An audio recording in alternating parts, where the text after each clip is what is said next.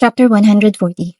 The next morning, Avenox was very drunk, and I left the mansion early in the morning and met Violet again. Walking down the road that was pouring down rain, we arrived in front of the ruined wall. Here, where the imperial administrators distribute food to the people? Yes, over there. As I looked toward Violet, I saw a long line of people in front of a small tent. Each of them had a small packet in their hands. It's not just Ivan. Administrators were dispatched to distribute food directly to all the people affected by the landslide. And it looks like the relief money has been distributed to the lords. Relief money? Yes, didn't I tell you yesterday that the Zonic estate bought personnel from outside and started reconstruction work? But when I found out more, it wasn't just Sir Zonic. Violet sneaked around and said in a low voice, other territories are also spending money to hire people and buy wood from the surrounding territories. Like someone gave them a lot of money at the same time, and the person who can do that, there's only Perez. Ivan, who said he would take care of it, was broke with no money. And suddenly, a scene that I saw yesterday came to my mind. After the dinner, Megente Ivan went to one side and talked to Perez quietly. Maybe there was someone from the inside who helped. That's what I think. Otherwise, it would be difficult to know exactly how much damage was done to that place. I looked at the people who were receiving the food for a while and said, well done, Perez. It's not that I don't understand Lord Ivan's mind. He doesn't want to take the money to rebuild, especially from the Empress. But if you really have a sense of responsibility, you should throw away that amount of pride. It was the people who suffered because of the Lord Ivan's stubbornness. But this will not create a conflict between His Majesty and Lord Ivan, right? Violet asked anxiously. It'll happen. It'll probably. It's huge. But what can Ivan's family do? I said with a shrug. At first, Perez did everything he could to accept Lord Ivan's existence on not accepting the money.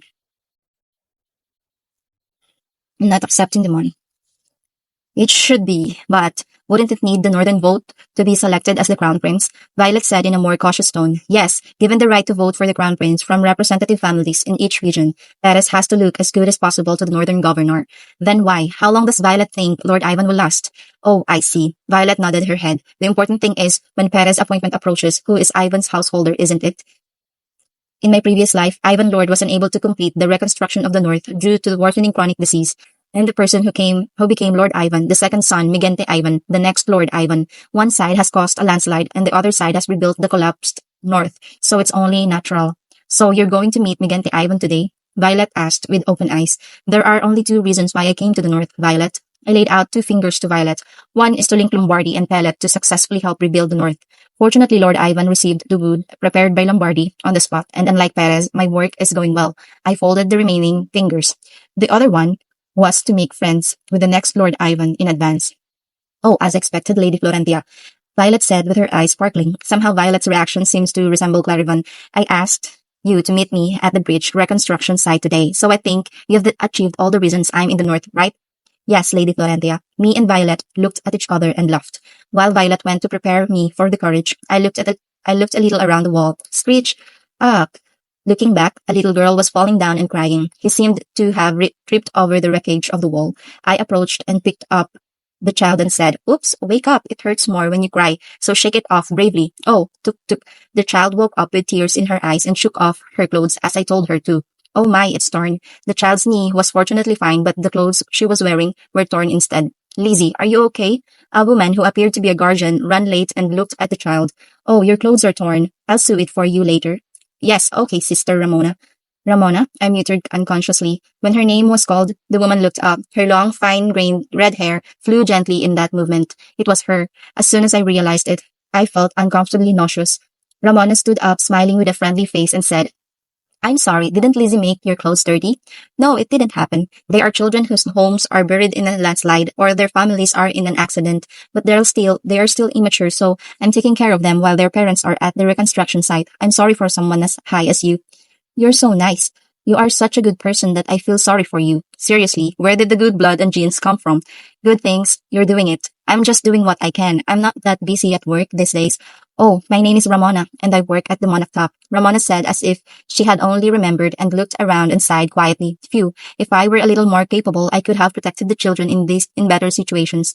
Even a muttering word to oneself is nice. I can't hate or be uncomfortable. I even felt a little despondent Ramona was a really nice person with no pretense.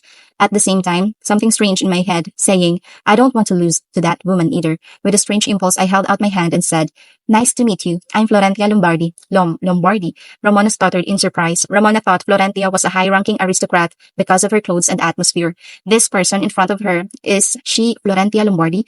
No one in Ivan's estate doesn't know her these days. The only child of Gallihan Lombardi, who owns Gallihan's clothing store. The representative of the Lombardi family, who came to save the North, and Perez's childhood friend. It was when Ramona couldn't erase her blank expression from her face.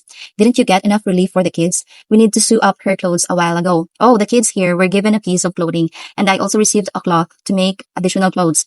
Be it home or family, in an environment where everything is buried under blunt or dirt. The children have to make clothes with the cloth. With which official has done this? What? Mumbling without knowing the meaning, Ramona asked Florentia, You said a little while ago that you were working at the Monarch Top, right? Can't you afford to help these kids at the Monarch Top? Ramona answered defensively, slightly offended by the rather straightforward question of Florentia. Well, I'm using my own money and buying food for the children.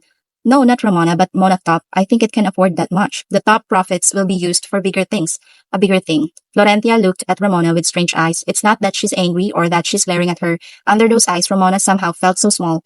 Once, the owner of the Monarch Top told me himself he's not the kind of person who's going to waste such money. Do you know the owner? Was Sir Nosier acquainted with this person? Ramona tilted her head. Oh, I mean, a little while ago. At my business briefing. I see. Then I'm off to business. You're having a hard time doing good things. It was an honor to meet you, Lady Florentia. Ramona greeted politely. It was the courtesy of the common people to the aristocracy. Florentia paused for a moment and said, See you again, lady. Yes, Lady Florentia. Ramona, who was bending down without thinking, was stunned. Did she make a slip of the tongue? When she thought so and raised her head, she saw Florentia riding on the carriage from afar and Violet of Velvet Corporation guarding her. Violet was gently looking after Lorentia's clothes, and it seemed that she was instructing her to do something.